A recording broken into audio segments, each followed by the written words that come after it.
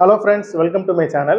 இன்னைக்கு வீடியோவில் வந்து ரியல் எஸ்டேட் இன்வெஸ்ட்மெண்ட் ரிலேட்டடாக நம்ம வந்து பார்க்கலாம். இப்போ நம்மளோட சேனல் பொறுத்தளவுக்கு ஒரு பர்சனல் ஃபினான்ஸ் ரிலேட்டடான கண்டென்ட்ஸ் வந்து நம்ம ரெகுலராக ஷேர் பண்ணிட்டு இருக்கோம். இப்போ ஏற்கனவே பார்த்தீங்க அப்படின்னா மியூச்சுவல் ஃபண்ட்ஸ் ரிலேட்டடாக நம்ம கண்டென்ட்ஸ் போட்டிருக்கோம், இன்சூரன்ஸ் ரிலேட்டடாக போட்டிருக்கோம். அதே மாதிரி இப்போ அடுத்த ஃபியூச்சரில் வந்து நான் கோல்டு ரிலேட்டடாக இன்வெஸ்ட்மெண்ட்ஸ் வந்து எப்படி பண்ணலாம், என்னென்ன டைப்ஸ் ஆஃப் கோல்டு இன்வெஸ்ட்மெண்ட் இருக்குது, யாருக்கு எது சூட்டபுளாக இருக்கும் அப்படின்ற கண்டென்ட்டை நான் பிளான் பண்ணியிருக்கேன். இந்த வீடியோ பொறுத்தளவுக்கு ரியல் எஸ்டேட் இன்வெஸ்ட்மெண்ட்ஸோட டைப்ஸ் என்னென்னலாம் இருக்கு, உங்களோட லைஃப் ஸ்டேஜஸ், நீங்க எந்த ஸ்டேஜஸ்ல இருக்கீங்க. ஃபார் எக்ஸாம்பிள் வந்து நீங்க இப்பதான் வேலைக்கு நீங்க ஜாயின் பண்ணிருக்கலாம், இல்ல ஒரு மிட் ஏஜ்ல நீங்க இருக்கலாம், இல்ல வந்து ஒரு ரிட்டையர்மெண்ட் ஸ்டேஜ்ல நீங்க இருக்கலாம். ஸோ என்னென்ன types of real estate investment இருக்கு, யாருக்கு எது சூட்டபிளா இருக்கும், அதோட ப்ரோஸ் அண்ட் கான்ஸ் என்ன அப்படின்றத பத்தி இந்த வீடியோல என்னோட எக்ஸ்பீரியன்ஸை உங்களுக்கு வந்து நான் ஷேர் பண்றேன். நம்மளோட சேனலை நீங்கள் சப்ஸ்கிரைப் பண்ணாமல் பார்த்துட்டு இருக்கீங்க அப்படின்னா கண்டிப்பாக நம்மளோட சேனலை நீங்கள் சப்ஸ்கிரைப் பண்ணிக்கோங்க. பர்சனல் ஃபினான்ஸ் ரிலேட்டடான வீடியோஸ், டிஜிட்டல் மார்க்கெட்டிங் ரிலேட்டடாக, ஆர்டிஃபிஷியல் இன்டெலிஜென்ஸ், மிஷின் லேர்னிங் ரிலேட்டடாக, பிஸ்னஸ் டெவலப்மெண்ட் ரிலேட்டடான கண்டென்ட்ஸ் தான் வந்து நம்மளோட சேனலில் நான் வந்து ரெகுலராக ஷேர் பண்ணிட்டு இருக்கேன். ஸோ இந்த வீடியோவை ஸ்கிப் பண்ணாமல் கடைசி வரைக்கும் பாருங்கள். கண்டிப்பாக உங்களுக்கு இந்த வீடியோ வந்து யூஸ்ஃபுல்லாக இருக்கும். இப்போ 2025ல இந்த ரியல் எஸ்டேட் இன்வெஸ்ட்மெண்ட்டுக்கு எந்த அளவுக்கு வந்து டிமாண்ட் இருக்கு, என்னென்ன types of real estate investment இருக்கு அப்படின்றத நம்ம ஒன் பை ஒன் நம்ம பார்க்கலாம். இப்போ வந்து types of real estate investment எடுத்துக்கிட்டோம் அப்படின்னா ரெசிடென்ஷியல் ரியல் எஸ்டேட் இன்வெஸ்ட்மெண்ட்ஸ் ஒரு ஆப்ஷனா இருக்கு. இப்போ வந்து அபார்ட்மெண்ட் வாங்குறது, வீடு வாங்குறது, இது வந்து ரெசிடென்ஷியல் டைப்னு சொல்லலாம். கமர்ஷியல் டைப்ன்றது பார்த்தீங்க அப்படின்னா இப்போ வந்து இப்போ ஷாப் கட்டுறது, காம்ப்ளெக்ஸ் கட்டுறது, மால்ஸ் கட்டுறது, ஸோ இதில் இன்வெஸ்ட்மெண்ட் பண்ணுறது வந்து கமர்ஷியல் ரியல் எஸ்டேட்னு சொல்லலாம். அது போக வந்து பிளாட் வாங்குறது, லேண்ட் வாங்குறது வந்து அது வந்து ஒரு டைப். அது ஒரு type of real estate investment வந்து ரீட்ஸ்னு சொல்லுவாங்க, ரியல் எஸ்டேட் இன்வெஸ்ட்மெண்ட் ட்ரஸ்ட். இது வந்து பாத்தீங்கன்னா ஒரு கம்பெனி மாதிரி தான். இப்போ ஸ்டாக் மார்க்கெட்ல போய் வந்து நம்ம ஒரு கம்பெனியை வந்து அனலைஸ் பண்ணி ஷேர் வாங்குற மாதிரி இந்த இந்த ட்ரஸ்ட் அப்படின்றவங்க வந்து இந்தியாவில் ஒரு 4-5 கம்பெனி இருக்காங்க. இவங்க என்ன பண்றாங்க அப்படின்னா கமர்ஷியல் பில்டிங்ஸ்ல வந்து இன்வெஸ்ட் பண்றாங்க. நம்ம வந்து இந்த ஷேர் வாங்குறது மூலியமா கமர்ஷியல் பில்டிங் வந்து நம்ம வந்து வாங்கணும் அப்படின்னா பெரிய கேபிட்டல் தேவைப்படும். ஸோ இதில் வந்து நம்ம ஷேர் வாங்குறது மூலயமா நம்மளும் அதில் வந்து ஒரு பார்ட்னர் ஆகலாம். ஸோ இதை பற்றி வந்து நான் உங்களுக்கு விளக்கமாக நான் வந்து சொல்கிறேன். இப்போ நம்ம ஒவ்வொரு டைப் ஆஃப் ரியல் எஸ்டேட் இன்வெஸ்ட்மெண்ட்டையும் நம்ம வந்து டீட்டெயில்டாக வந்து நம்ம பார்க்கலாம். ஸோ அது வந்து உங்களுக்கு நீங்கள் வந்து எது வந்து உங்களுக்கு சூட்டபுளாக இருக்கும் அப்படின்றத நீங்கள் வந்து அதை அனலைஸ் பண்ணி நீங்கள் வந்து இன்வெஸ்ட் பண்ணிக்கலாம். ஃபர்ஸ்ட் வந்து ரெசிடென்ஷியல் ரியல் எஸ்டேட் இன்வெஸ்ட்மெண்ட்ஸ் வந்து இப்போ பிகினர் ஸ்டேஜில் இருக்கிறவங்க, இப்போ வந்து ஒரு சேலரிட் பீப்புளாக இருக்கட்டும், ஒர்க்கிங் ப்ரொஃபஷனலாக இருக்கட்டும், இல்லை பிஸ்னஸ் பீப்புளாக இருக்கட்டும், இதை வந்து ஒரு லாங் டேர்ம் ஒரு இன்வெஸ்ட்மெண்ட்டாக வந்து நம்ம ஒரு வீடு வாங்குறதா இருக்கட்டும், ஒரு இண்டிபெண்டன்ட் ஹவுஸாக இருக்கட்டும், ஒரு அப்பார்ட்மெண்ட் வாங்குறதா இருக்கட்டும், இதை வந்து ஒரு லாங் டேர்ம் நம்மளுக்கு ஒரு கேபிட்டல் அந்த கெயின் அப்ரிசியேஷன் கிடைக்கும். இன்னைக்கு வந்து ஒரு 50 lakhs வாங்குறோம்னா ஒரு 20 வருஷம் கழிச்சு நமக்கு அதை வந்து ஒரு ஒரு 10 டைம்ஸ் ஒரு 15 டைம்ஸ் நமக்கு வந்து அது கெயின் கிடைக்கும் அப்படின்றதுக்காக வாங்குறோம். ப்ளஸ் வந்து டேக்ஸ் பெனிஃபிட், இப்போ ஹோம் லோன் போட்டு வாங்குறோம் அப்படின்னா டேக்ஸ் பெனிஃபிட் கிடைக்கும் அப்படின்றதுக்காக வாங்குறோம். ப்ளஸ் வந்து இப்போ ரெண்டல் இன்கம் கிடைக்கும் அப்படின்றதுக்காகவும் நம்ம வந்து வாங்குறோம். இது வந்து நம்மளோட இந்த பர்பஸ்க்காக நம்ம ரெசிடென்ஷியல் ரியல் எஸ்டேட்ல நம்ம வந்து இன்வெஸ்ட் பண்றோம். செகண்ட் டைப் வந்து கமர்ஷியல் ரியல் எஸ்டேட்.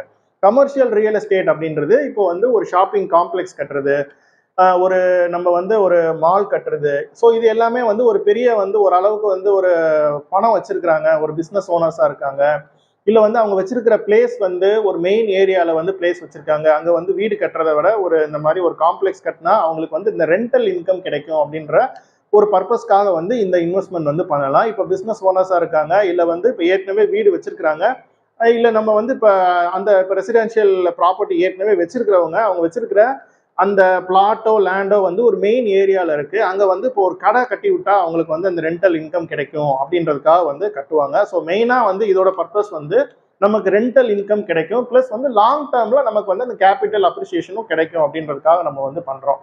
ஸோ இது வந்து second type of investment. Third type of real estate investment வந்து நான் ரீட்ஸ்ன்னு சொல்லியிருந்தேன்ல, ரியல் எஸ்டேட் இன்வெஸ்ட்மெண்ட் ட்ரஸ்ட் அப்படின்னு நான் சொல்லியிருந்தேன். இது வந்து பாத்தீங்க அப்படின்னா நம்ம வந்து ஒரு பெரிய ஒரு மால் வந்து வாங்குறது அப்படின்றது எல்லாராலையும் வாங்க முடியாது. ஒரு ஐடி பார்க்ல வந்து நம்ம வந்து ஒரு பார்ட்னர் ஆகணும் அப்படின்ற விஷயங்கள்லாம் வந்து கண்டிப்பா ஒரு பெரிய அளவு கேபிட்டல் இருந்தாதான் வந்து இது சாத்தியமாகும். வேறஸ் வந்து நம்ம அவ்வளவு பெரிய இன்வெஸ்ட்மெண்ட் இல்லாம கமர்ஷியல் ப்ராப்பர்ட்டிஸ்ல நம்ம வந்து இன்வெஸ்ட் பண்ணி அது மூலியமா ஒரு ரெண்டல் இன்கம் நமக்கு கிடைக்கிற மாதிரி வந்து உங்களுக்கு ஒரு தேடிட்டு இருக்கீங்க, இல்லை அந்த மாதிரி ஒரு பர்பஸ்க்கு நீங்க வந்து ப்ராப்பர்ட்டி பார்த்துட்டு இருக்கீங்க அப்படின்னா இந்த ரியல் எஸ்டேட் இன்வெஸ்ட்மெண்ட் ட்ரஸ்ட் அப்படின்றது வந்து உங்களுக்கு வந்து சூட்டபிளா இருக்கும். இது என்ன அப்படின்னா இது வந்து ஒரு ஸ்டாக் மார்க்கெட்ல வந்து ஒரு கம்பெனியோட ஷேர்ஸ் வாங்கி நம்ம வந்து டிவிடெண்ட் வாங்குறோம்ல, ஸோ சேம் கான்செப்ட் தான். இந்த ரியல் எஸ்டேட் இன்வெஸ்ட்மெண்ட் ட்ரஸ்ட் அப்படின்றது வந்து அது வந்து ஒரு கம்பெனி தான். அவங்க என்ன பண்ணுவாங்க அப்படின்னா இந்த மாதிரி கமர்ஷியல் ப்ராப்பர்ட்டிஸ், இந்த மாதிரி ஐடி பார்க் இந்த மாதிரி இதில் வந்து அவங்க இன்வெஸ்ட்மெண்ட் வந்து பண்ணுவாங்க. அதில் கிடைக்கிற அவங்களுக்கு அந்த ரெண்டல் இன்கம் வந்து 90% வந்து அந்த ஷேர் ஹோல்டர்ஸ்க்கு வந்து அவங்க ஒரு டிவிடெண்டாக வந்து ஸ்பிளிட்டப் பண்ணி கொடுப்பாங்க.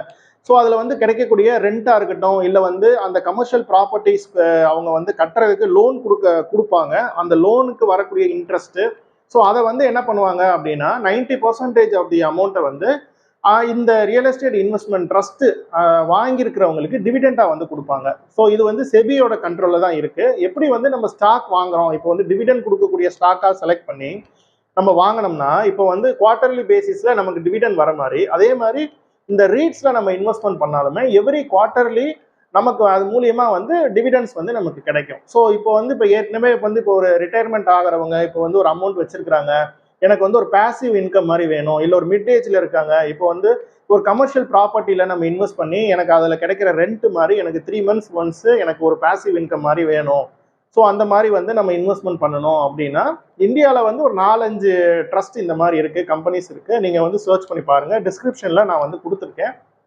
இந்த க்ரோ ஆப்ல லிஸ்ட் ஆகிருக்கக்கூடிய இந்த ரீட்ஸ் ட்ரஸ்ட் வந்து நான் வந்து டிஸ்கிரிப்ஷனில் கொடுத்துருக்கேன். ஸோ இதை நீங்கள் வந்து உங்களுக்கு இதில் இன்ட்ரெஸ்ட் இருந்தால் அப்படின்னா நீங்கள் உங்களை ஓன் ரிசர்ச் பண்ணிட்டு நீங்கள் வந்து இதில் இன்வெஸ்ட் பண்ணிக்கலாம்.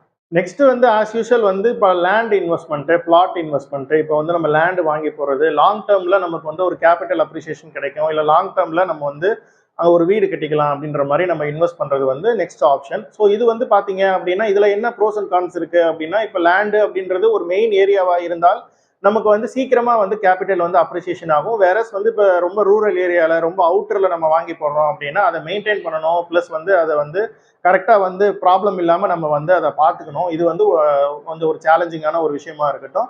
பட் லாங் டேர்மில் நமக்கு வந்து ஒரு நல்ல ஒரு அப்ரிசியேஷன் கிடைக்கணும் அப்படின்ற ஒரு மோட்டிவ்ல நம்ம பண்ணக்கூடிய ஒரு இன்வெஸ்ட்மெண்ட்டு. ஸோ இது அந்த லேண்டு பக்கத்தில் இருக்கிற ஏரியாவோட டெவலப்மெண்ட், இன்ஃப்ராஸ்ட்ரக்சர் டெவலப்மெண்ட் இதை பொறுத்து தான் வந்து நமக்கு அதில் எவ்வளோ நமக்கு ரிட்டர்ன்ஸ் கிடைக்கும் அப்படின்றத வந்து நமக்கு அதை சொல்ல முடியும்.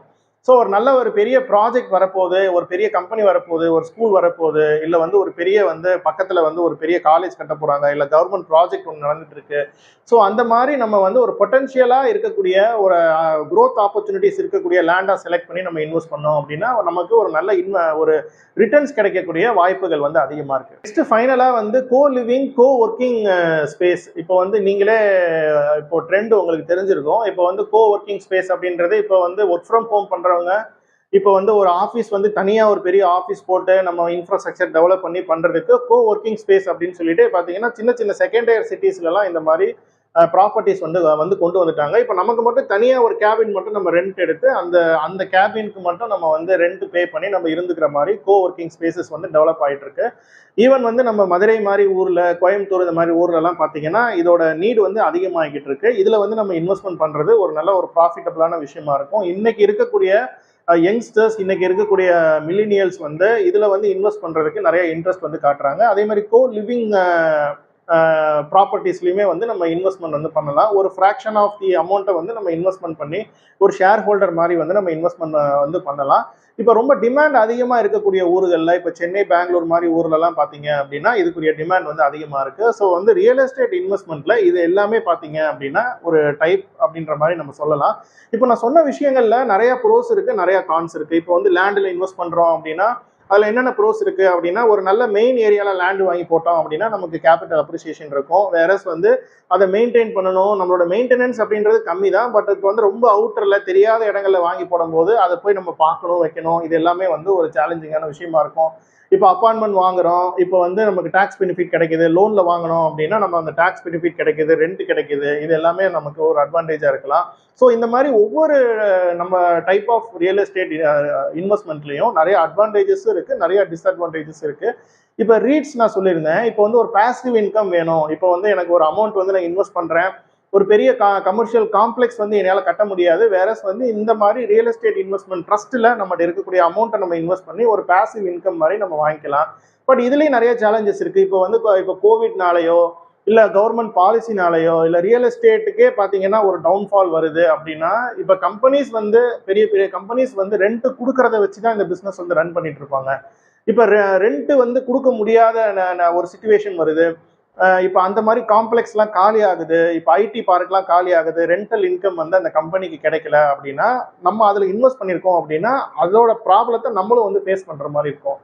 ஸோ இதில் வந்து இது ஒரு சேலஞ்சிங்கான விஷயமா இருக்கும். ஸோ ஒவ்வொரு டைப் ஆஃப் ரியல் எஸ்டேட் இன்வெஸ்ட்மெண்ட்லையும் நம்ம வந்து இப்போ இன்வெஸ்ட்மெண்ட் பண்ணும்போது நம்ம கிளியரா நமக்கு என்னென்ன அட்வான்டேஜஸ் இருக்கு, என்னென்ன டிஸ்அட்வான்டேஜஸ் இருக்கு, நமக்கு எது வந்து சூட்டபிளா இருக்கும் அப்படின்றத அனலைஸ் பண்ணி நம்ம வந்து இன்வெஸ்ட் பண்ண வேண்டியது ரொம்ப ஒரு முக்கியமான விஷயம்.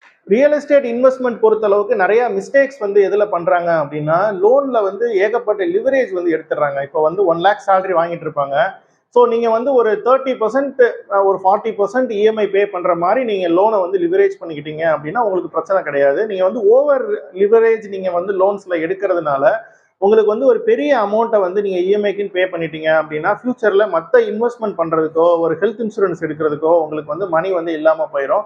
ஸோ மெயினா நான் பார்க்குற கஸ்டமர்ஸ் வந்து ஃபேஸ் பண்ற விஷயங்கள் வந்து இப்போ ஒரு அப்பார்ட்மெண்ட் வாங்குறோம், இல்லை ஒரு வில்லா வாங்குறோம், ஒரு இண்டிபெண்டன்ட் ஹவுஸ் வாங்குறோம் அப்படின்னா ஸோ அதை ப்ராப்பராக வந்து இந்த டிடிசிபி அப்ரூவல் இருக்கா, ரெரா ரெஜிஸ்டர்டு பில்டர் கிட்ட ப்ரொமோட்டர் கிட்ட தான் வந்து நம்ம வாங்குறோமா அப்படின்றதெல்லாம் நீங்கள் வந்து கண்டிப்பாக வந்து செக் பண்ணணும். அந்த குவாலிட்டி ஆஃப் அந்த பில்டர், அவங்களோட ரெப்புடேஷன் எப்படி இருக்கு, ஸோ எந்த அளவுக்கு வந்து அவங்க அந்த அம்யூனிட்டிஸ் வந்து கொடுத்துருக்காங்க, ஸோ ரெண்டல் இன்கம் அவங்க சொல்றாங்கன்னா அவங்க ரெண்டல் இன்கம் கொடுக்கக்கூடிய பொட்டன்ஷியல் பீப்புள் வந்து பக்கத்தில் இருக்காங்களா, ப்ராஜெக்ட்ஸ் இருக்கா, கம்பெனிஸ் இருக்கா அப்படின்றதெல்லாம் நம்ம வந்து அனலைஸ் பண்ணணும்.